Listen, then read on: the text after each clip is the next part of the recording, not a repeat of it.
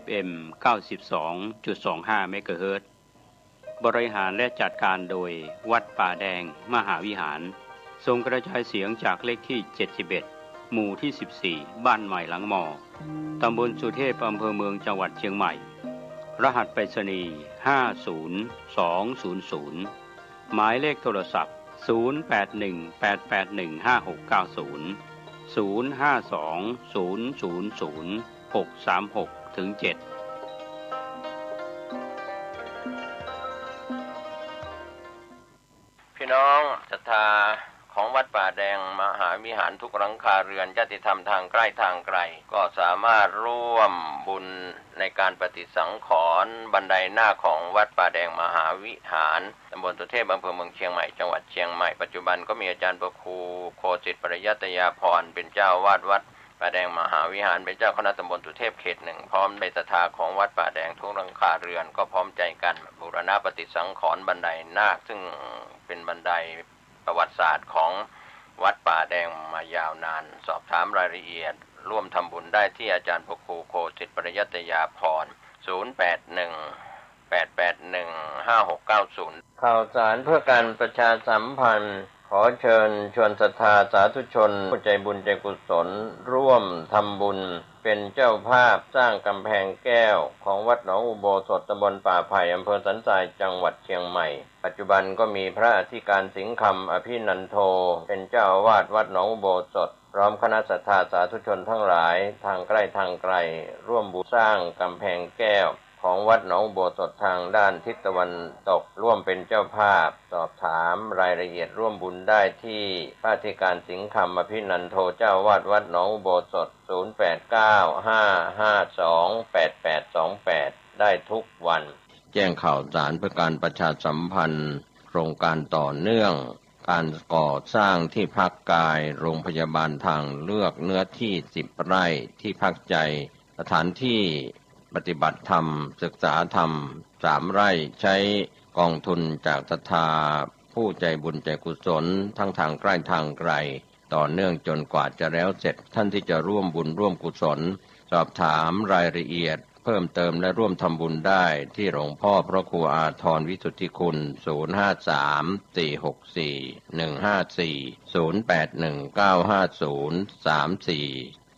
053-464-154-0819503471ได้ทุกวันผู้ฟังทั้งหลายทุกท่านทุกคนมาอีกแล้วมาพบมาปะในปกิณกะแห่งธรรมะณทางสถานีวิทยุแห่งนี้ในวันเวลาเดียวกันนี้ตุเจ้าวัดหนองตองห่างดงจังหวัดเชียงใหม่ก็มาพบมาปะกับญาติกับโยมอันเป็นมิตรตั้งธรรมเป็นมิตรตั้งใจเป็นประจำตามวันเวลาที่กล่าวตุเจ้าต้องขออนุโมทนาขอบใจต่อคุณโยมเจ้าหน้าที่สถานีวิทยุต่างๆที่ได้มีเมตตาธรรมเอาเสียงตุลุงอันเป็นเสียงแห่งธรรมะคือแก่ญาติแก่โยมที่อยู่ต่างบ้านต่างจองได้รับฟังกันขอบใจโยมนักๆเนื้อที่ติดตามฟังรายการนี้เป็นประจำโยมทั้งหลายวันนี้เป็นบรรศีลบรรธรรมเป็นบรรอุโปสถศีลก่อนที่จะฟังธรรมะสพเพเหระจากตุเจ้านั้นวันนี้จะนำญาติโยมไหว้พระสวดมนต์แล้วก็บอกข้อศีลสิกขาให้เพื่อให้ญาติโยมนำไปประพฤติปฏิบัติกันต่อไปเริ่มต้นได้ณบัดนี้อะระหังสัมมาสัมพุทโธภควาพุทธังภวันตังอภิวาเทมิสวากขาโตภควตาธัมโมธัมมังนัมมัสสามิสุป ฏิปันโนภะคะวะโตสาวกสังโฆสังฆังนัมมามินะโมตัสสะภะคะวะโตอะระหะโตสัมมาสัมพุทธัสสะนะโมตัสสะภะคะวะโตอะระหะโตสัมมาสัมพุทธัสสะนะโมตัสสะภะคะวะโตอะระหะโตสัมมาสัมพุทธัสสะพุทธังสรณังคัจฉามิธัมมังสรณังคัจฉามิสังฆังสรณังคัจฉามิทุติยัมปิพุทธังสรณังคัจฉามิทุติยัมปิธัมมังสรณังคัจฉามิทุติยัมปิสังฆังสรณังคัจฉามิตติยัมปิพุทธังสรณังคัจฉามิตติยัมปิธัมมังสรณังคัจฉามิตติยัมปิสังฆังสรณังคัจฉามิปานาติปาตาเวระมะนีสิกขาปะทังสมาธิยามิอะทินนาทานาเวระมะนีสิกขาปะทังสมาธิยามิกาเมสุมิจฉาจาราเวระมะนีสิกขาปะทังสมาธิยามิมุสาวาทาเวระมะนีสิกขาปะทังสมาธิยามิสุราเมรยมัชฌัปมาทฐานาเวระมะนีสิกขาปะทังสมาธิยามิอิมานิปัญจสิกขาปทานิสีเลนะสุขติงยันติสีเลนะโภคสัมปทาสีเลนะนิพุตติงยันติตัสมาสีลังวิโสทะเย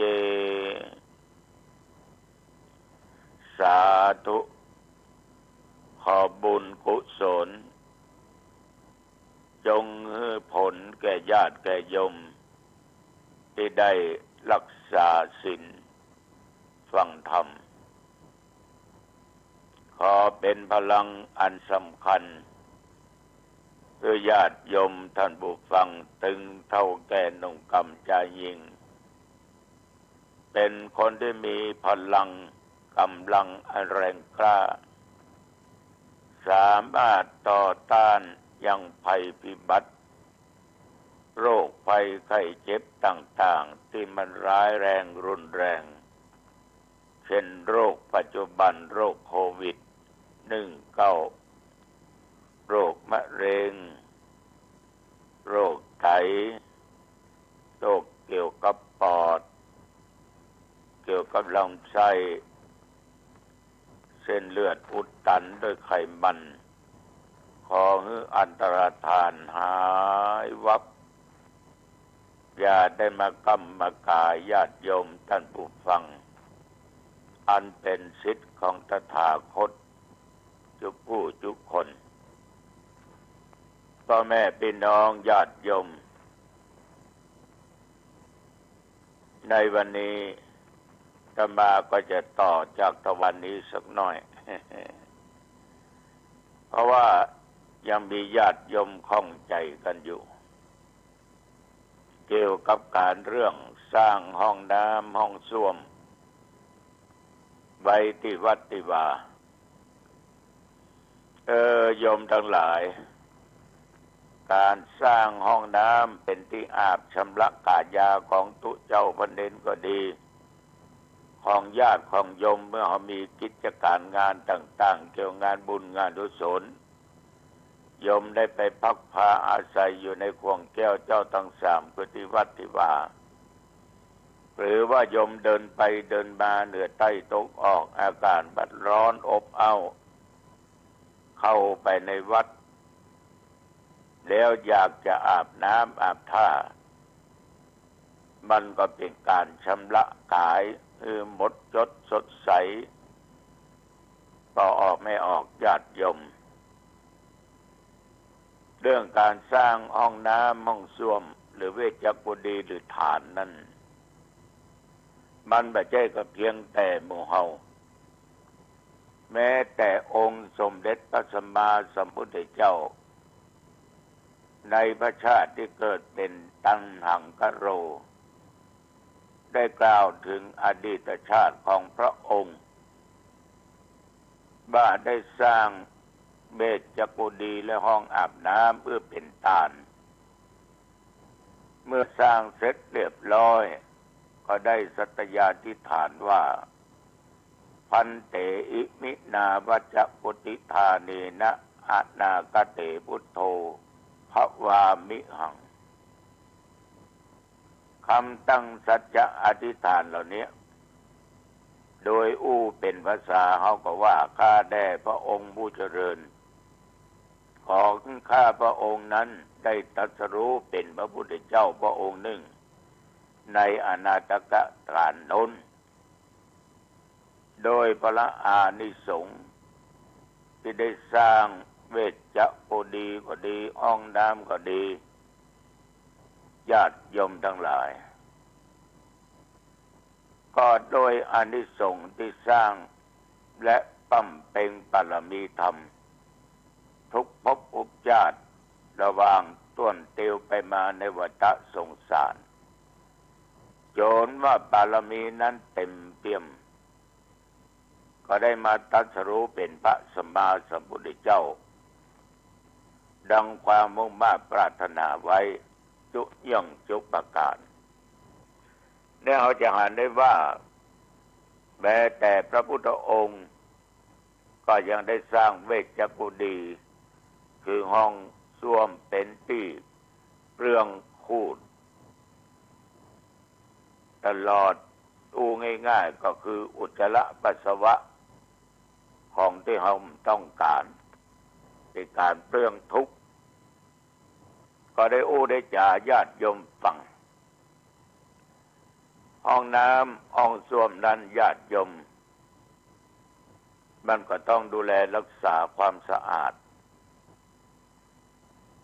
แล้วประการสำคัญบางที่บางแห่งบางหนสร้างไป10 ห้อง20 ห้องปิดหมดใส่ลูกกุญแจหมดเขียนใบหน้าห้องน้ำว่าอันนี้เฉพาะเจ้าอาวาสอันนี้พระภิกษุสามเณรห้องนี้บาสุกบาสิกาปิดไว้หมดญาติโยมตาปิดหมดนิ่มข้าละนึกอุบาจารย์สังฆเจ้าบางครั้งตุเจ้าแขกเน้นแขกหรือว่าพระสงฆ์องค์เด่นจะเข้าก็รู้สึกลำบากอันนี้ก็ไปเจอมาหลายที่เจ็บตองก็เจ็บขยิ้วก็ขยิ้วก็เข้าไม่ได้เพราะเพิ่นใส่ลูกกุญแจเลวซ้ายแลขวาว่าหันมีนอกวัดซึ่งเป็นเวชกุฎีเก่าเตียวเข้าไปไงกับปุ้งกาอย่างกามันถึงไข่กว้างคิดขวางฉะนั้นด้วยความคิดของตัวเองว่าเอา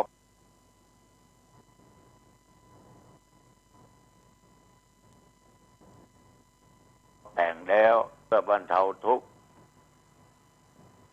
แก่บุคคลที่เป็นทุกข์เกี่ยวกับการขับกันถ่ายวันหน้าที่จะต้องปิด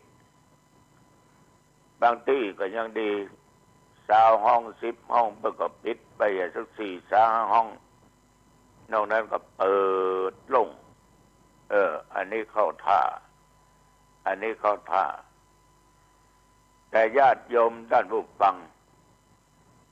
ที่เพิ่นปิดเนี่ยบางครั้งมันก็จำเป็นต้องปิดเพราะหน้าหันใจเปิ้นเหมือนกันบางคนก็จูง่ายมักง่ายขับถ่ายของเสียออกไปแล้วจะด้วยความลืมขาดสติด้วยความมักง่ายก็บอกหัวเปิ้นเรียนไปในห้องหรือน้องห้องบ้าช่วยกระทำความสะอาดปราศจากโรคอันนั้นใส่ตรงนั้นอันนี้ใส่ตรงนี้แต่คนบางคนนี่ญาติโยมเอาลุต้องเข้าไปถ่ายห้องน้ำบึกเบอะเลอะไปหมดล้างก้นเรียบร้อยขอโทษแอนละมาล้างมาทำความสะอาดถ้าเป็นชักโครกก็มากดก็เลยเป็นเมอะอยู่หั่นน่ะตัวเจ้าตนที่ว่านี่เคยเป็นล้างหรือเขาหลายเตื้อแล้วนะล้างหลายครั้งหลายคราวแล้วมันอาจจะหลงจะลืมไปขาดสติไปก็เป็นอย่างแต่ว่าถ้าหูอยู่ด้วยความรีบความฝังจะไปที่อื่นนั่นน่ะเตียผ้าเปลี่ยนอย่างมันนุ่งแล้วก็แอนนะอันเนี้ยมันก็ทำให้เดือดร้อนทำให้มีปัญหาบางท่านบางคนก็ปิดประตูก่อนประตูจนพอลูกบิดจนพอเสียว่าวัดหนองทองว่าวัดใดก็เจออย่างเงี้ยยิ่งห้องน้ำตามสถานีปั๊มน้ำมันสมัยทำปั๊มน้ำมันนะญาติโยมทั้งหลายลูกบิดก็ก่อนประตูก็มานึงเสียคือคนเอาบางคนก็ใจเหมือนเปิ้นเพราะมันเป็นของมันก็เลยมีความรับผิดชอบฉะนั้นคนที่สร้างนั้นน่ะได้บุญแน่นอนแม้แต่พระเจ้าตนที่ชื่อว่าตัณหังกะโลก็เคยสร้างก็ยังปรารถนาได้สำเร็จเป็นตถาคตในอนาคตไปหน้าก็ได้ปั้มเป็นบารมีเรื่องการกินการทานมาตลอดในที่สุดก็ได้สำเร็จเป็นพระพุทธเจ้าก็ไม่ออกญาติโยมตัวเจ้าย้ำอีกครั้งว่ามันเป็นการเปลื้องทุกข์โยมจะสร้างอะไรอย่างก็ตามไว้ในวาในศาสนาเสนาสนะว่าศาลาการประเรียนว่าวิหารว่าโบสถ์ว่ากุฏิที่พักที่อาศัยของตัวเจ้าแผ่นดินก็ย่อมได้เวลานิสงส์เป็นอย่างมากได้เวลานิสงส์เป็นอย่างมากแม้แต่ในสมัยครั้งพุทธกาลก็ยังมีญาติโยมก็ได้สร้างวิหารก็ดีสร้างอะไรอย่างก็ดีก็ได้บุญได้กุศลดังที่นันทิยะซึ่งก็เป็นคนที่มีเงินมีทองมีเข้ามีของแต่ว่านันทิยะเนี่ยญาติโยมบ่ได้ประมาทว่าโอ้ข้าเกิดมาชาตินี้มีเงินมีทองมีเข้ามีของสมบัติอย่างเงี้ยอย่างใดก็ได้จะทำอย่างใดก็ได้ใครอยากใครกินได้ก็ได้แม่นได้ทุกสิ่งทุกอย่างแต่ว่าเอาไปซื้อกินเอาไปกินไปเอี่ยวไปเล่นมันก็ดีกับสภาพร่างกายแต่ถ้ากินของดีก็ดีแล้วไปของไม่ดีเป็นพิษเป็นภัยต่อชีวิตต่อร่างกายเช่นว่าเป็นเหล้าเป็นเมลัยเหล่านี้เป็นต้นนี้นันทิยะเนี่ยญาติโยมได้สร้างศาลาถวายเพื่อแก่พระบรมศาสดาคือพระพุทธเจ้าเพิ่นบอกว่านันทิยะเนี่ยสร้างศาลาแล้วสร้างวิหารที่ป่าอิสิปตนะพร้อมด้วยเสนาสนะต่างๆหลายอย่างหลายประการเหมือนกับญาติกับโยมสร้างวัดสร้างวาวัดนั้นวัดนี้ก็ว่าศาลากุฏิวิหารอุโบสถนี่นะแล้วก็เมื่อเสร็จ ก็มีการทำการฉลองตามประเพณีนันทิยะท่านได้สร้างแล้วสร้างวิหารแล้วก็ได้ฉลองขึ้นจิตใจเต็มไปด้วยเมตตาธรรมเอาวิหารนั้นถวายแก่องค์สมเด็จพระสัมมาสัมพุทธเจ้าก็หลั่งน้ำทั้งว่าน้ำหยาดนั่นน่ะตกลงเหนือฝ่าพระหัตถ์ของพระบรมศาสดาแต่หมู่เฮาเนี่ยมาได้หูได้หันตัวจริงองค์จริงของพุทธเจ้าแต่เขาก็มีพระพุทธรูปหรือมีพระสงฆ์องค์เจ้าเป็นผู้รับญาติโยมนันทิยะมีความปรารถนาว่าถ้าหากว่าสิ้นบุญสิ้นหยังจากชาตินี้ขอให้ได้เสวยของทิพย์ให้ได้ไปเกิดบนเทวโลกอยู่ต่อมานันทิยะนั่นน่ะญาติโยมก็ได้ถึงแก่ความตายก็ได้ไปเสวยสัมปติของทิพย์ทั้งหลายในเทวโลกอันเกิดรอคอยอยู่มีนามปรากฏว่านันทิยะทิพบุตรเนี่ยโดยอานิสงส์ในการสร้างวิหารก็ดีศาลาก็ดีแม้แต่บ่อน้ำแม้แต่อุโบสถแม้แต่กุฏิแต่ว่าทุกสิ่งทุกอย่างนั้นที่ทุกเจ้าอู้ไปก็ไม่ได้หมายความว่าอยากให้โยมนะเป็นเจ้าภาพเขาสร้างร่วมเปิ้นที่เปิ้นมีสตางค์มันก็ได้บุญเขามีน้อยเอาก็ทำน้อยมีมากก็ทำไปตามฐานะแต่ที่เปิ้นมีเพราะเปิ้นได้สร้างสมบารมีมาแล้วจึงรับเป็นเจ้าภาพอันนั้นอันนี้สร้างถวาย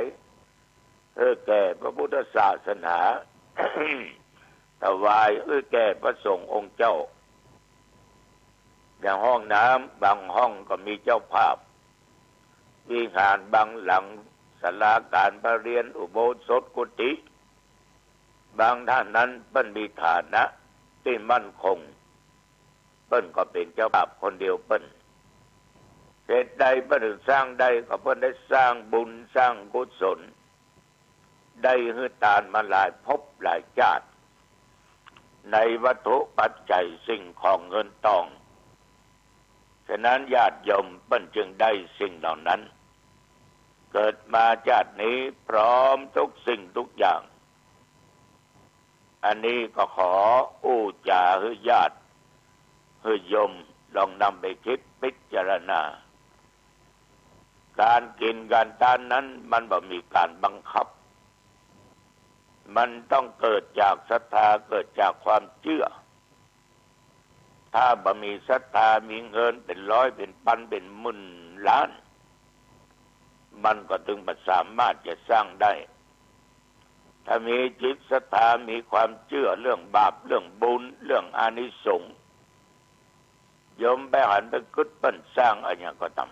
ำก็ได้ให้ได้หอมได้ร่วมเป็นเจ้าภาพกับเปิ้นจะน้อยจะนักก็ตามฐานะตามอัตภาพของตัวเองมันก็เกิดเป็นพลังเป็นบุญเป็นบารมีแก่ญาติแก่โยมฉะนั้นการทำบุญทุกครั้งนอกจากเขาคือทานแล้วสิ่งที่โยมลืมบ่ได้ต้องรักษาศีลลืมบ่ได้อีกอย่างหนึ่งคือกรรมอธิษฐานแต่ตัวเจ้าขอฝากวงเล็บไว้ว่าจะไปอธิษฐานว่าขอร่ำขอรวยขอถูกลอตเตอรี่รางวัลที่หนึ่งคำเตอจะได้สร้างนี่นะ อันนั้นจะเป็นนี้จะเป็นการหลงจะเป็นตัวกิเลสอธิษฐานเอานะว่าพลบุญกุศลที่ข้าก็ได้สร้างได้อ้างได้แปลงได้กินได้ทานเนี่ยแม้ว่าข้าพเจ้าเกิดมาจากไหนจากใดอันว่าความทุกข์ความยากอดกั้นยาก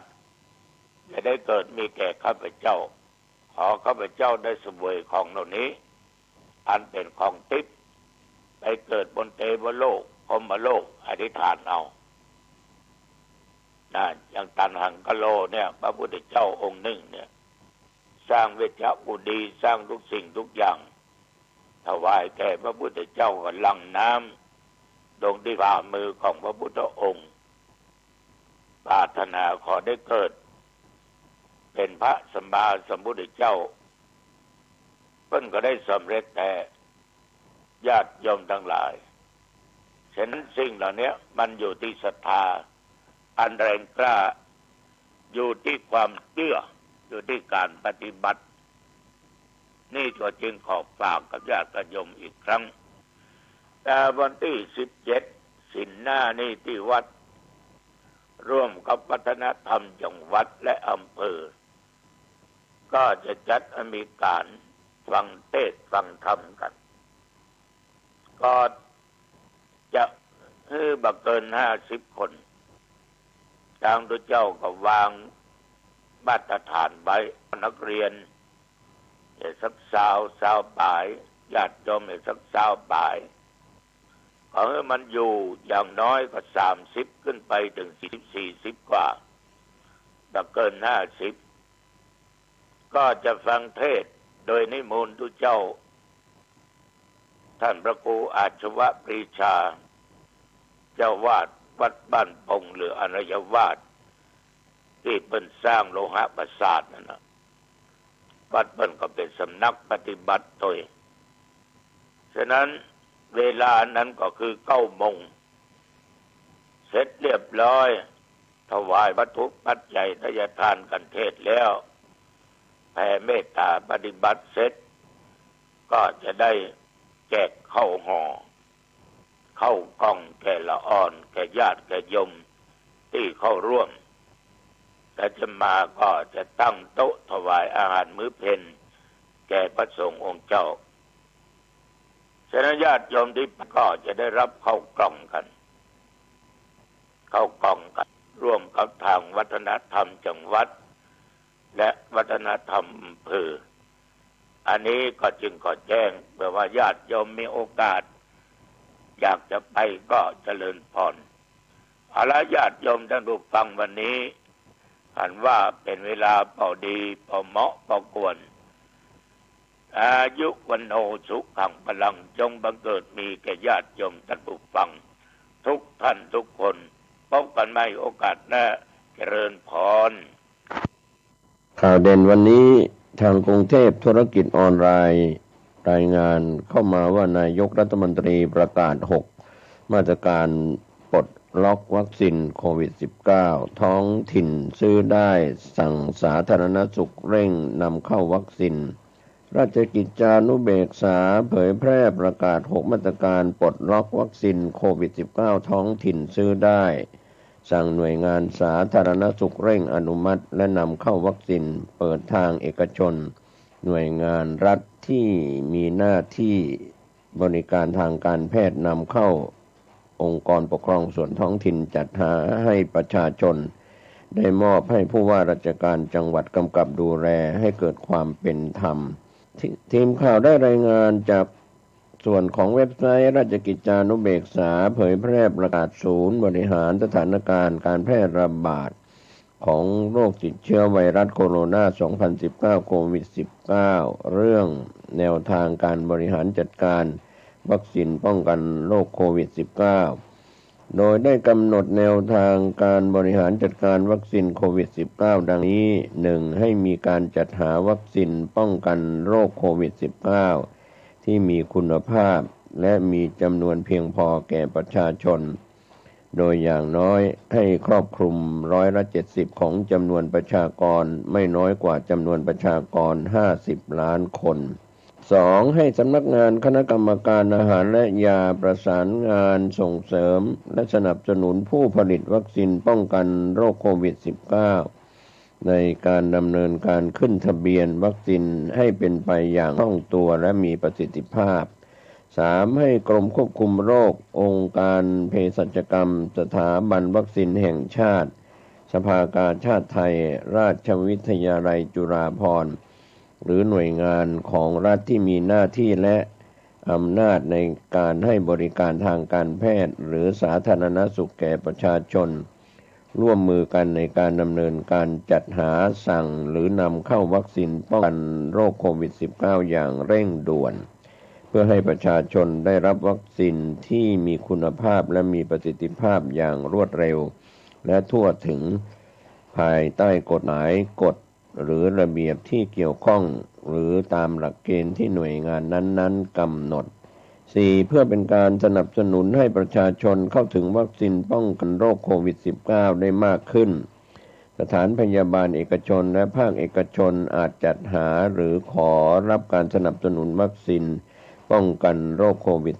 -19 จากหน่วยงานตามข้อ 3 ภายใต้กฎหมายกฎระเบียบหรือหลักเกณฑ์ที่เกี่ยวข้อง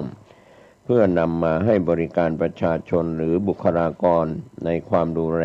ได้ตามความเหมาะสมโดยวัคซีนดังกล่าวต้องเป็นวัคซีนที่ได้รับ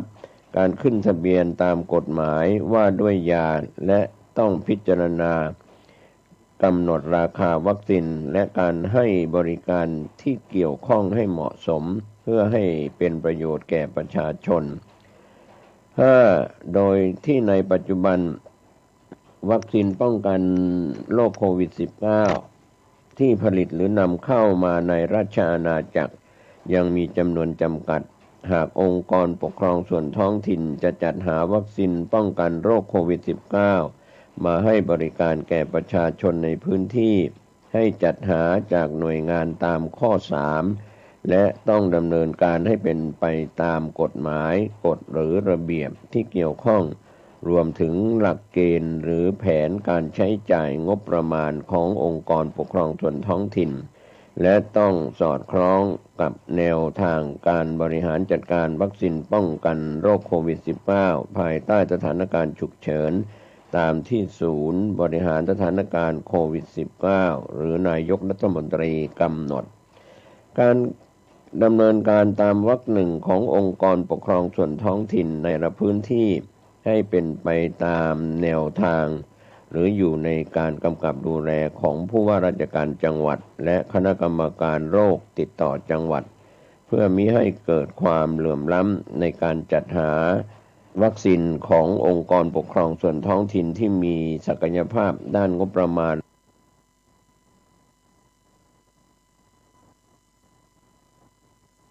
และก็รายได้ที่แตกต่างกัน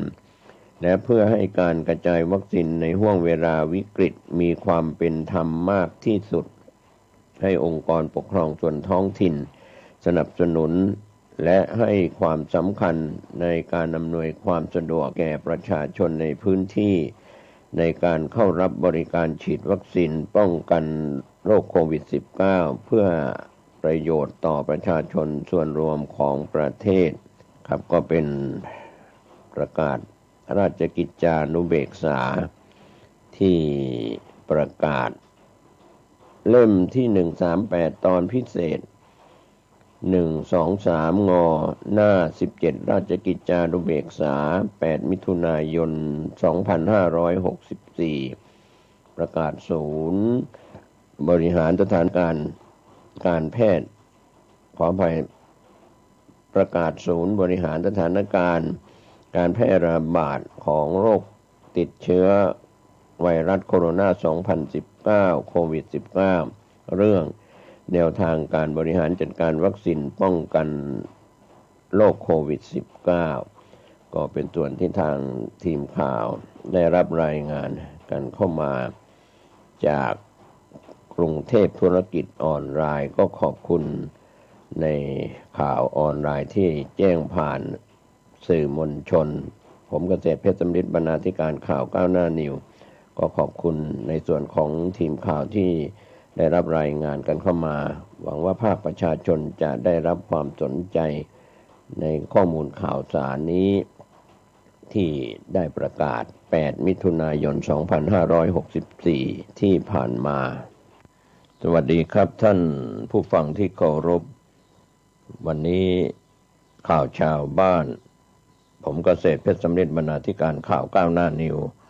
รายงานข่าวที่ท่านจะได้รับรู้รับทราบกันจากกรุงเทพธุรกิจออนไลน์ ก็เป็นเรื่องข้อสรุปที่น่าสนใจว่าอวสานของโควิด -19 อนาคตของประเทศไทยก็เป็นส่วนหนึ่งนะครับในบรรยากาศของวันจันทร์ที่ 7 มิถุนายน พุทธศักราช 2564 ถ้าไม่มีอะไรผิดพลาดประเทศไทยก็จะเริ่มมีการระดมฉีดวัคซีนป้องกันโควิด -19 ให้กับประชาชนทั้งประเทศและจะทำต่อเนื่องจนคนทั้งประเทศมีภูมิคุ้มกันหมู่ที่จะป้องกันการระบาดของไวรัสโคโรนาที่ทำให้เศรษฐกิจตกต่ำลงจนกลายเป็นวิกฤตตั้งแต่ต้นปี 2563 ตามแผนการที่กำหนดคาดว่าภายในสิ้นปีนี้หรืออย่างช้าก็น่าจะภายในกลางปีหน้ากิจกรรมทางเศรษฐกิจทั้งหมดเฉพาะอย่างยิ่งการท่องเที่ยวเดินทางจะกลับมาเป็นปกติ GDP หรือผลผลิตมวลรวมของประเทศก็น่าจะกลับมามีขนาดเท่าเดิมก่อนเกิดโควิด -19 ภายใน1 ปีหลังจากนั้นหรือกล่าวโดยสรุปก็คือโควิด -19 ทำให้เศรษฐกิจไทยหายไปหรือหยุดนิ่งไปประมาณ3 ปีโดยที่การฟื้นหลักๆจะเกิดขึ้นในปี 2565 โดยในวันสิ้นปี 2565 หรือกลางปี 2566 สภาพหรือโครงสร้างทางเศรษฐกิจของไทยน่าจะใกล้เคียงกับวันสิ้นปี 2562 นั่นก็คือเราจะมีภาคอุตสาหกรรมที่มีการส่งออกสินค้ายุคเก่าเช่นรถยนต์เครื่องยนต์สันดาปภายในและอุตสาหกรรมที่เป็นเทคโนโลยีเก่าที่เน้นแรงงานเหมือนเดิมมีภาคเกษตรกรรมที่อิงอยู่กับการใช้ที่ดินเครื่องจักรและก็แรงงานของคนสูงอายุที่อิงอยู่กับเทคโนโลยีดั้งเดิมและเราก็จะยังเป็นแหล่งท่องเที่ยวยอดนิยมที่ต้อนรับนักท่องเที่ยวทั่วโลกโดยเฉพาะจากจีนจำนวนประมาณ40 ล้านคนซึ่งจะกลับมาเที่ยวประเทศไทยอีกครั้งหลังจากที่ต้องอยู่แต่ในประเทศของตนเองมานานอย่างน้อย 2-3 ปีการเกิดขึ้นของโควิด -19 ที่ผู้เชี่ยวชาญต่างก็บอกว่าโลกจะไม่เหมือนเดิมอีกต่อไปนั้นอาจจะไม่ใช่สำหรับประเทศไทยในวันสิ้นปี 2565 3 ปีที่ผ่านไปนับจากวันเกิดการระบาดของโควิด -19 นั้นอาจจะไม่มีอะไรเปลี่ยนแปลงไปเลยในประเทศไทยยกเว้นพฤติกรรมบางอย่างเช่นการซื้อสินค้าผ่านทางอินเทอร์เน็ตมากขึ้นและการทำงานบางอย่างผ่านทางเครื่องมือสื่อสารที่จะอยู่กับเราต่อไปหลังจากโควิด -19 อนาคตของประเทศไทยตั้งแต่ปี 2566 จะไปทางไหนนี่เป็นคำถามสำคัญที่เราจะต้องตอบเพราะถ้าเราไม่ทำอะไรที่แตกต่างออกไปจากสิ่งที่เราเป็นอยู่ในวันนี้ก็คิดว่าอนาคตของประเทศจะมืดมนเพราะสิ่งที่เราทำอยู่นั้นกำลังล้าสมัยอย่างรวดเร็วเอาแต่รถยนต์ใช้น้ำมันที่ทั่วโลกต่างก็จะเลิกใช้ภายในระยะเวลาไม่กี่ปีข้างหน้านั้นก็อาจจะทำให้ภาคอุตสาหกรรมของเราเซไปได้แล้วไม่ต้องพูดถึงอุตสาหกรรมไฮเทคอย่างเครื่องมือสื่อสารหรืออิเล็กทรอนิกส์ที่เราถูกผ่านไปยังประเทศที่เป็นแหล่งลงทุนใหม่ๆอย่างเวียดนามเพราะความสามารถในการแข่งขันของไทยที่ดูเหมือนจะถดถอยลงไปเรื่อยๆสินค้าด้านการเกษตรซึ่งเคยเป็นกระดูกสันหลังของไทยตั้งแต่ช่วงสมัยที่เราเป็นเด็กๆนั่นเองสิ่งที่เราทำอยู่ในปัจจุบันก็ดูไม่ได้เปลี่ยนแปลงไปมากนักยกเว้นการใช้เครื่องทุ่นแรงที่มีการใช้เกือบเต็มเท่าที่ทำได้อย่างไรก็ตามเรื่องสำคัญก็คือรูปแบบและแนวคิดในการทำงานดูเหมือนจะไม่ได้เปลี่ยนไปมากนักคนไทยก็ยังปลูกพืชเลี้ยงสัตว์ด้วยที่ดินส่วนตัวหรือพื้นที่เช่าขนาดเล็กๆซึ่งก็มักจะไม่มี ในเรื่องของการประหยัดเนื่องจากขนาดซึ่งจะทำให้มีประสิทธิภาพในการผลิตสูงแต่ที่สำคัญยิ่งกว่าก็คือเกษตรกรขาดความรู้สมัยใหม่ทั้งทางด้านของตัวสินค้าและความรู้ด้านการผลิตยุคใหม่ที่เน้นในด้านของเทคโนโลยีโดยเฉพาะด้าน AI หรือปัญญาประดิษฐ์ที่จะสามารถดูแลและควบคุมการผลิตได้อย่างมีประสิทธิภาพถึงวันนี้เราก็ยังเน้นการปลูกพืชที่มีมูลค่าเพิ่มต่ำเช่นข้าวธรรมดาแทนที่จะเป็นแบบออร์แกนิกหรือเลี้ยงกุ้งในแบบเดิมที่นับวันจะแข่งขันไม่ค่อยได้กับประเทศที่กำลังพัฒนาขึ้นมาใหม่ๆในด้านของการท่องเที่ยวที่เป็นภาคเศรษฐกิจหลักที่ค่อนข้างใหม่ของไทยนั้น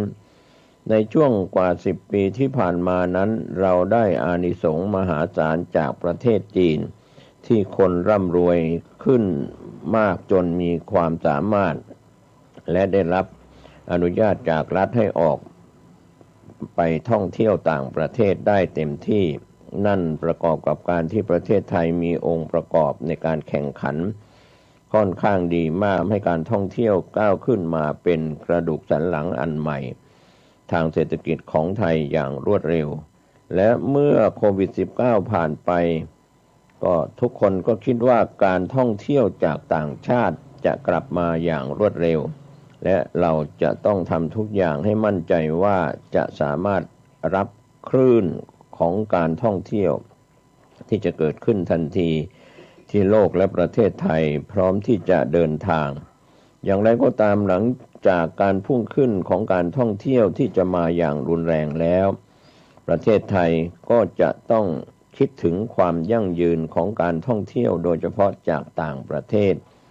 เพื่อที่จะใช้การท่องเที่ยวเป็นตัวขับเคลื่อนเศรษฐกิจไทยต่อไปอีกอาจจะเป็น10 ปีเพราะนี่คือภาคเศรษฐกิจที่ไทยมีความได้เปรียบในการแข่งขันการที่จะเปลี่ยนแปลงภาคเศรษฐกิจของประเทศเพื่อที่จะทำให้ไทยมีการเติบโตของ GDP ต่อไปในอนาคตจนกลายเป็นประเทศพัฒนาแล้วได้นั้น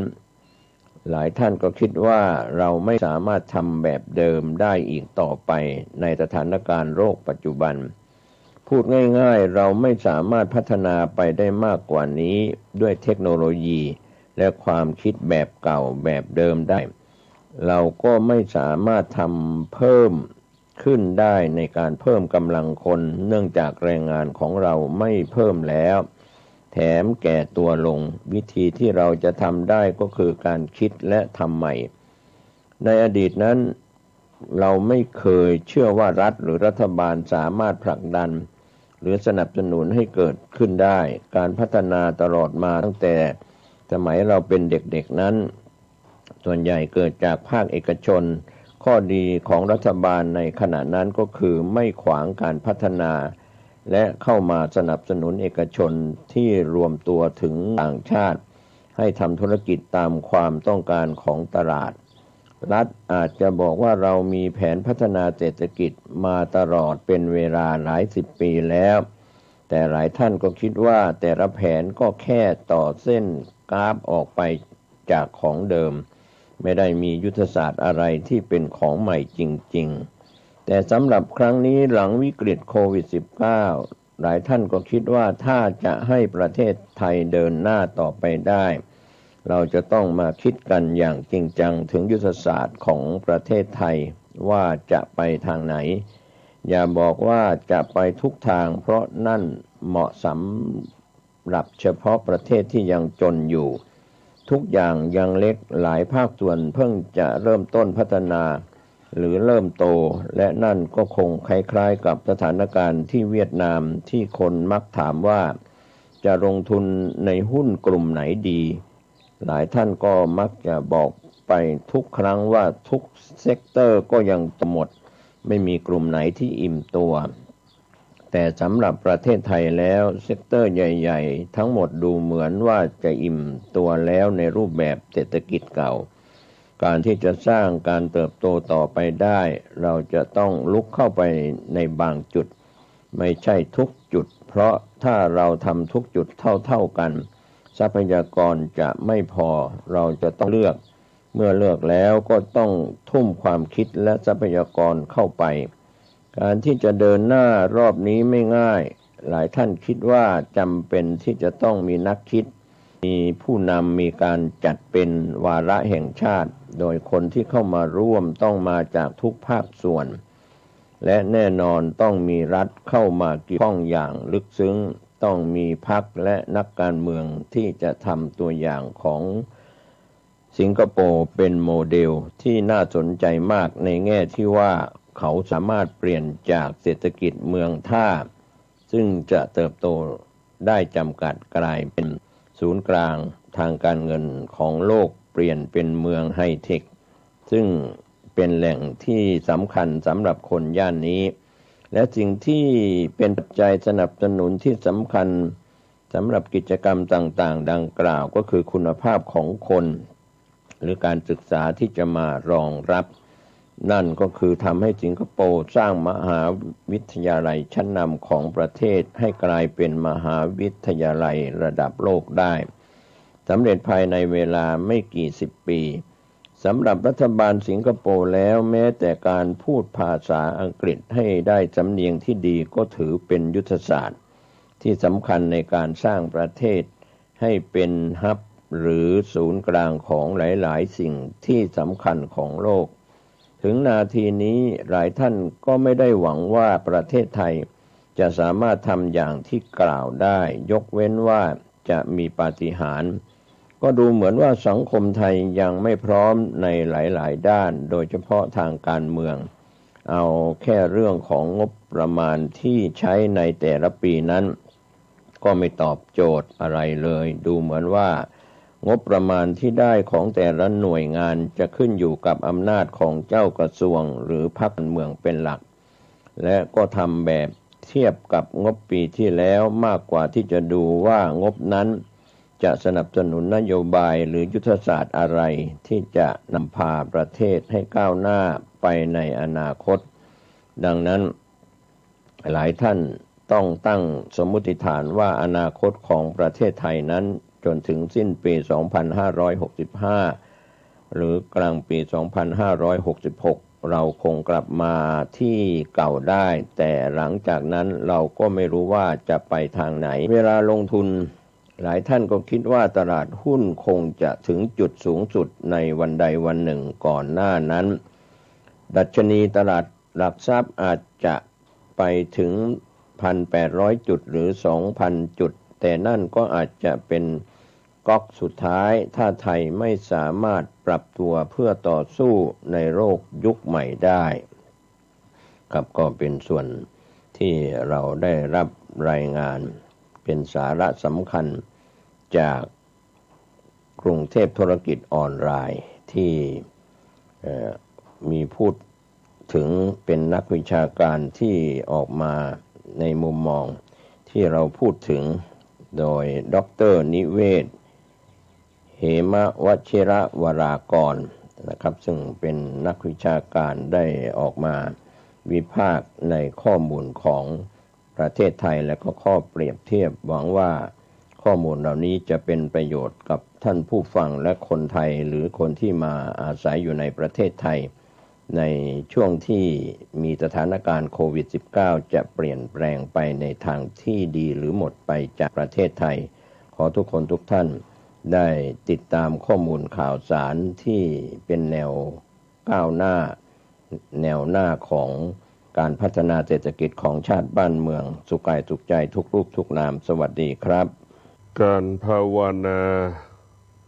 เป็นการฝึกกาย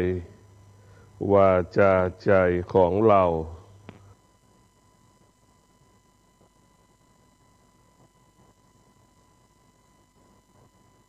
ให้คุ้นเคยกับพระธรรมการภาวนาเพื่อให้กายวาจาใจของเราได้อยู่กับพระธรรม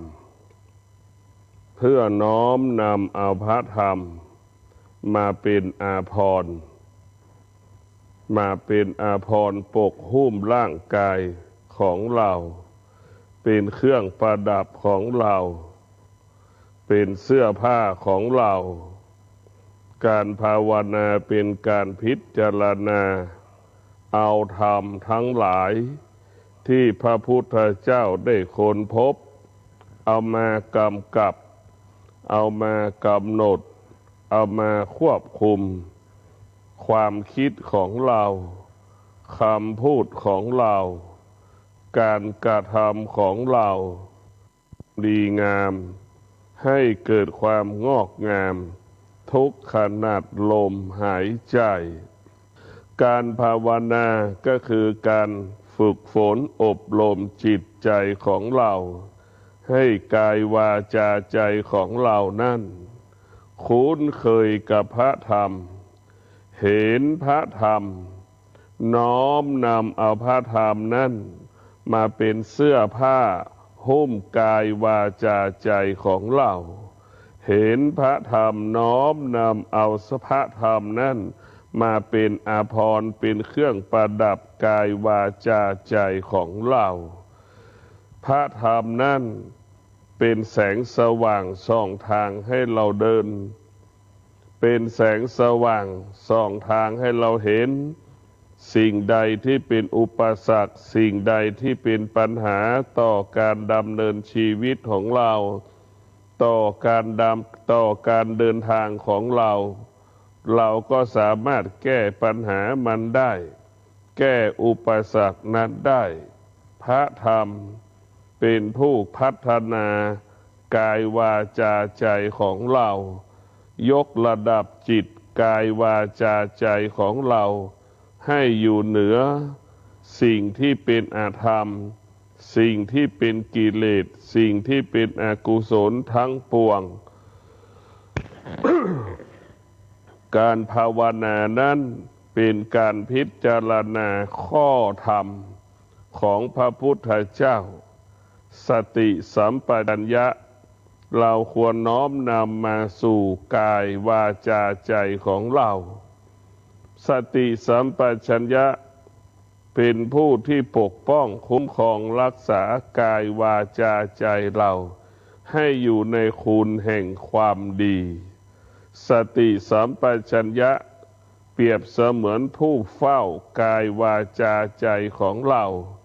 ให้เราแคล้วคลาดปลอดภัยต่อมารต่อกิเลสต่อราคะตัณหาทั้งปวงที่มันจะมาเกาะติดกินใจของเราสติสัมปชัญญะให้เรารู้สึกตัวตลอดเวลาว่ากายวาจาใจของเรานั้นอยู่ในคุณแห่งความดีงามของพระรัตนตรัยอยู่ในคุณแห่งความดีในศีลสมาธิปัญญาเมื่อกายวาจาใจเราได้รับการฝึกฝนอบรมโดยพระวิปัสสนากรรมฐานจะทำให้กายวาจาใจของเรานั้นเกิดคำว่าสงบเกิดคำว่านิ่งเกิดคำว่านุ่มบุคคลที่เกิดมาแล้วได้ฝึกฝนอบรมกายวาจาใจของตนบุคคลผู้นั้นจะเข้าใจทุกสิ่งทุกอย่างเข้าใจสิ่งที่มันปรากฏกับชีวิตของเราได้แก่อารมณ์ความรู้สึกที่พึงปรารถนาและไม่พึงปรารถนาทั้งสองสิ่งนี้มันเกิดดับและมันก็แปรสภาพไปตามกาลเวลาผู้ที่ฝึกฝนอบรมกายวาจาใจของเราด้วยพระวิปัสสนากรรมฐานเราก็จะรู้จะเห็นสัมผัสกับคำว่าสิ่งที่พึงปรารถนากับสิ่งที่ไม่พึงปรารถนาเราจะไม่ต้อนรับสิ่งเหล่านี้เพราะเรารู้ว่ามันเกิดขึ้นตั้งอยู่ดับไปเปลี่ยนแปลงและแปรสภาพไปตามกาลเวลาเพราะฉะนั้นพวกเราการภาวนานั้นเป็นการพิจารณาแก้ไขอารมณ์ความรู้สึก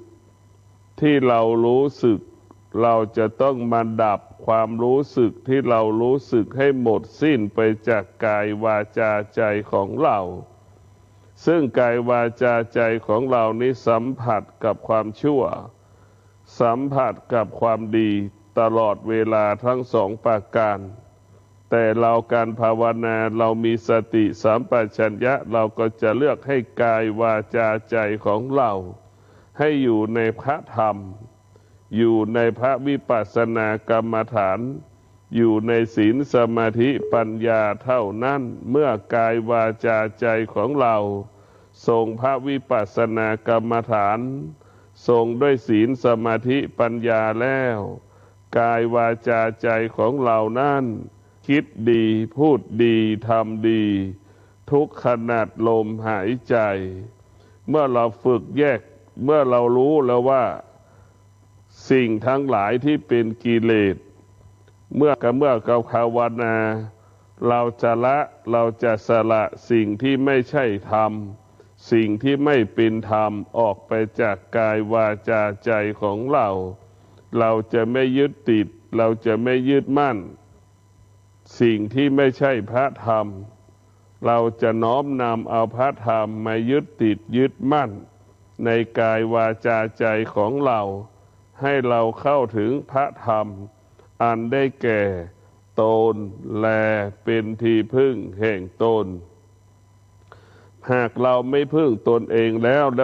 เราจะไปพึ่งบุคคลใด